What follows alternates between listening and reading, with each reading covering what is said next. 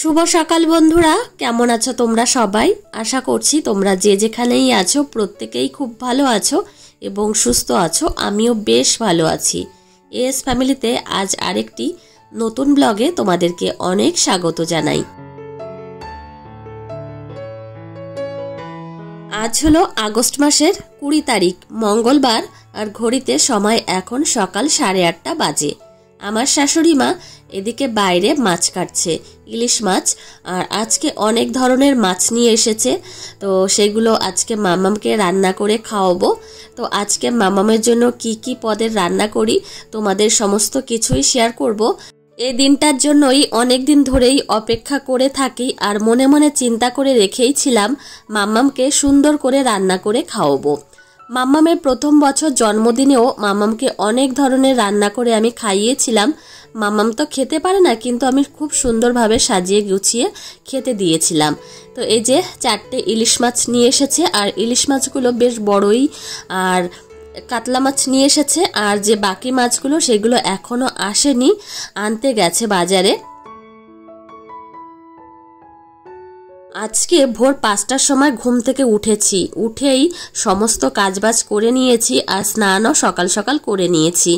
মাম্মামের জন্মদিন ছিল 19শে আগস্ট, মানে সোমবারে। তো সেই দিন আমরা নিরামিষ খাই জন্য মঙ্গলবারেই করছি। তো আজকে মাম্মামের জন্মদিনের অনুষ্ঠান করা হবে। আর দোতলায় এসেছি, এসে দেখছি বেলুনগুলো এইভাবে লাগিয়েছে, বেশ ভালোই লাগছে। আমার মাসি শাশুড়ির ছেলে বেলুনগুলো লাগিয়ে দিয়ে যাচ্ছে। আর তোমাদের দাদাভাই আজকে সারাদিন এত পরিমাণে ব্যস্ত, বাড়িতে কোনো একটা অনুষ্ঠান হলে ও এত পরিমাণে দৌড়াদৌড়ি ছোটাছুটি করে, খাওয়ার সময়ই পায় না। তো এই যে বেলুনগুলো লাগাচ্ছে, এখন আবার যাব নিচে গিয়ে আবার রান্নাবান্না শুরু করতে হবে। তো মাম্মামকে আবার সময় মতো খেতে দিতে হবে, আর সুন্দর করে সাজিয়ে খেতে দেব। তো ওই জন্য রান্না করতে হবে। আর আজকে মামামের জন্য অনেক পদের রান্না করব, আর সেই রান্না বান্না করতে তো সময়ও লাগবে অনেক। আর মাম্মাম দেখো এদিকে আমার সঙ্গে এসে দৌড়াদৌড়ি করছে। মাম্মামের জন্মদিন, মাম্মামই জানে না যে কি হচ্ছে। তো যাই হোক, চলো এখন আবার নিচে যাই। নিচে গিয়ে আবার শাশুড়ি মা মাছ টাছ কেটে ধুয়ে রেখেছে, সেইগুলো আবার রান্না করব।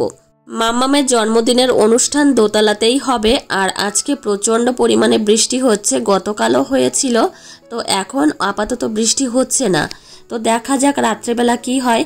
আর বাড়িতে যদি অনুষ্ঠান হয় আর সেদিন যদি বৃষ্টি হয়, সত্যি মন থেকে অনেকটা পরিমাণে কষ্ট পাই।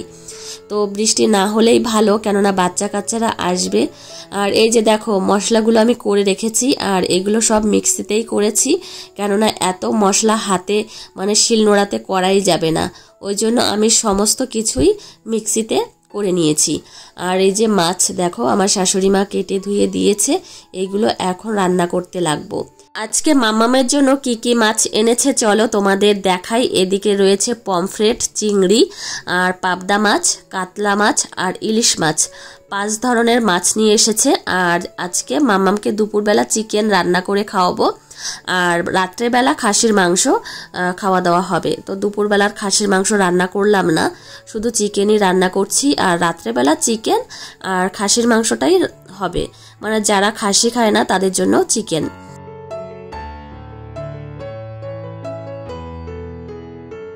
মাম্মামের 1 বছরের জন্মদিনের সময়ও মাম্মামকে আমি নিজে হাতে রান্না করে খাইয়েছিলাম। তো এবছরও তাই আমি চাই মাম্মামকে প্রত্যেক বছরই নিজের হাতে রান্না করে খাওয়ানোর। তো আমার বেশ ভালো লাগে, আর এমনিতে রান্নাবান্না করতে আমার খুব ভালো লাগে। আর এই যে মাম্মাম এসেছে, আমার কোলে উঠবে, আর বাচ্চাকে কোলে নিয়ে রান্নাবান্না করাটাই মুশকিল। শুধু যে মাম্মামের জন্য রান্না করছি সেটা নয়, বাড়ির সবার জন্যই রান্না করছি, সবাই খাবে। যে মাছগুলো এনেছে সবাই খাবে। তো এই যে আমার মাম্মাম কোল থেকে নামবেই না। আর আজকে মাম্মামের শরীরটা তেমন একটা ভালো নেই, গাটা বেশ গরম গরম রয়েছে, কি জানি জ্বর আসবে কিনা। তো একটু ভয়ই লাগছে, আর এখন ওয়েদার চেঞ্জের সময়, তো ওই জন্য একটু ভয় লাগছে। তো এই যে দেখো পমফ্রেট মাছ ভেজে নিয়েছি। আজকে পমফ্রেট মাছের সর্ষে পোস্ত রান্না করব, আর ইলিশ পোস্ত রান্না করব, চিংড়ির মালাইকারি করব। তো সমস্তটাই তোমাদের দেখাবো, আর তোমরা ব্লগটি দেখতে থাকো, আশা করছি তোমাদের খুবই ভালো লাগবে। তো তো এই যে মাছগুলো আমি ভেজে নিয়েছি, আর মাছগুলো কিন্তু আমি তেমন কড়া করে ভাজিনি, হালকা মতো একটু ভেজে নিয়েছি। আর চিংড়িগুলো এই যে এখনো ভাজা হয়নি, একদম লাস্টে করব। তো এখন কি রান্না করছি জানো? এখন রান্না করছি কাতলা মাছের ঝোল আলু দিয়ে। তো এই যে দেখো প্রায় হওয়ার মধ্যেই।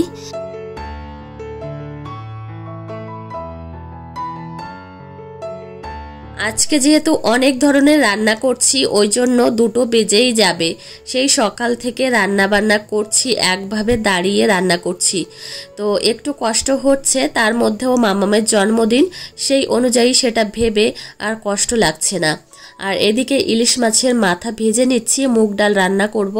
তো প্রথমে বলেছিলাম তোমাদের দাদাভাইকে যে কাতলা মাছের মাথা দিয়ে মুগ ডাল রান্না করব। তোমাদের দাদাভাই বলল যে না, ইলিশ মাছের মাথা দিয়ে মুগ ডাল রান্না করো, সেটাই করছি। সোমবার রাত্রেবেলায় যে কেকটা কাটা হয়েছিল তার মধ্যে অনেকটা কেকই রয়েছে। আমার ননদের ছেলে সেই কেক নিতে এসেছে, ও খাবে। এখন আমার শ্বশুরমশাই তাঁবু টানাচ্ছে। বৃষ্টি হয়েছিল সকালবেলায়, আবার রাতের দিকে যদি বৃষ্টি আসে তাহলে খুবই অসুবিধা হয়ে যাবে। আবার রান্না করতে আসবে রান্নার লোক, তো এই তাঁবুর নিচেই রান্না বান্না করবে। খোলা জায়গায় রান্না তো করা যায় না। এই দেখো রান্না করা হয়ে গেছে, তোমাদের সঙ্গে শেয়ার করলাম। তো এখনো পুরো কমপ্লিট হয়নি, তো এখনো রান্না বাকি রয়েছে, তোমাদের দেখাচ্ছি। দেখো রান্নাঘরটা কি এলোমেলো রয়েছে। আর মাম্মামকে সমস্ত খাবারই কাঁসার বাটিতে দেব, তো সেই জন্য কাঁসার বাটিতে এইভাবে খাবারগুলো আমি রেখে দিয়েছি, সুন্দরভাবে সাজিয়ে মাম্মামকে খেতে দেব।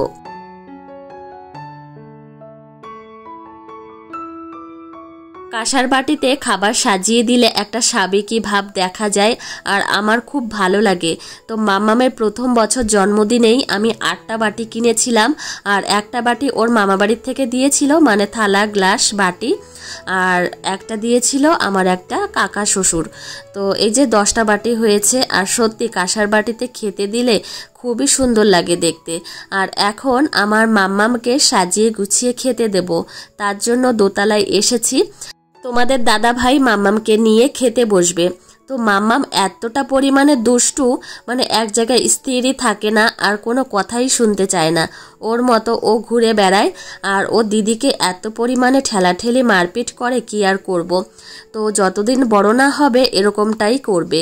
তো এই যে আমার বোন সুন্দরভাবে সাজিয়ে গুছিয়ে দিচ্ছে।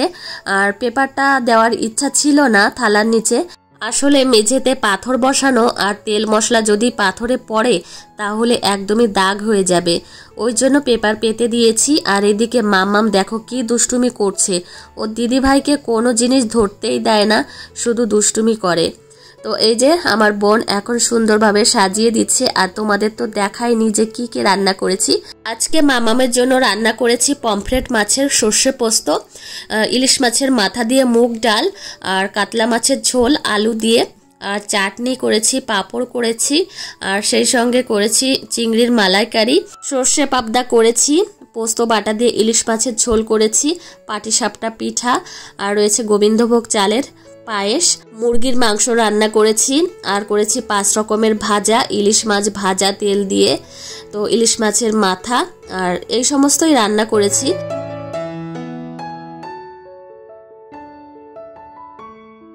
মাম্মামকে মুখে খাবার দিচ্ছি যে মাম্মাম তুমি খাও, তোমার জন্য রান্না করেছি, কিন্তু মাম্মাম খাবে না। ওকে যে খাবারটা আমি খাইয়ে দেব সেইটুকুই, নিজে যে কোনো জিনিস হাত দিয়ে খাবে সেটা খেতেই চায় না। তো এই হচ্ছে আমার মাম্মাম। তো এই সমস্ত কোনো জিনিসই মাম্মাম খাবে না, কেননা সমস্তটাই ঝাল দিয়ে রান্না করেছি, আর মাম্মামের জন্য আলাদা খাবার রান্না করেছি। তোমরা হয়তো ভাবছো এত কিছু রান্না করেছি, মাম্মাম কি দিয়ে খাবে।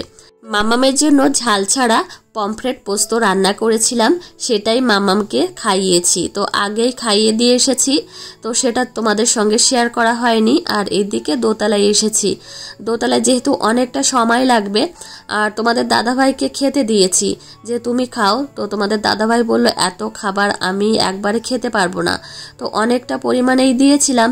তো তোমাদের দাদাভাই বলল যে থালা নিয়ে এসো, দোতলায় বসেই খাও। তো সেই অনুযায়ী এই থালা নিয়ে এসেছি, ভাতও বেশি করে নিয়ে এসেছি, এখন দোতলায় বসে খাচ্ছি। তোমাদের দাদাভাই আবার মেঝেতে বসে খেতে পারে না, আবার জিন্সের প্যান্ট পরেছে, তো ও চেয়ার টেবিলে বসে খাওয়া অভ্যাস, তো ওই জন্য খেতে পাচ্ছে না। আর মাম্মাম রয়েছে কোলে, ওই জন্য ওর মেসো এসে নিয়ে গেল। মাম্মামের প্রথম বছর জন্মদিনে 300 জন লোক নিমন্ত্রিত ছিল।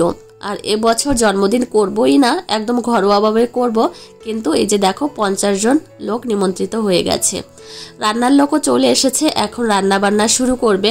তো আজকে ফ্রাইড রাইস, খাসির মাংস আর ভেজ ডাল রান্না হবে, আর রান্না হবে চাটনি। তো এই হচ্ছে আজকে রান্না বান্না।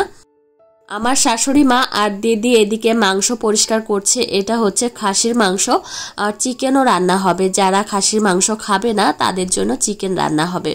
তো বেশিরভাগ লোকই খাসিই খায়, কিন্তু তার মধ্যে যদি 2-1 জন না খেতে চায় তাহলে তারা চিকেন খাবে। তো এই যে দেখো রান্না করা হয়ে গেছে, এখন সন্ধ্যা হয়ে গেছে। তো এখন আমি দেখতে এসেছি যে রান্না কতদূর কি হলো, দেখে তারপর রেডি হতে যাব। রান্না বান্না তো হচ্ছে, আর চলো ঝটপট করে রেডি হই আর মামামকেও রেডি করাবো। আর আজকে ব্লগটি আর বেশি বড় করব না, এখানেই শেষ করব, কেননা বেশি বড় হয়ে গেলে তোমরা আবার দেখতে চাইবে না। আর তোমাদের সঙ্গে দেখা হবে পরের ব্লগে। টাটা বন্ধুরা।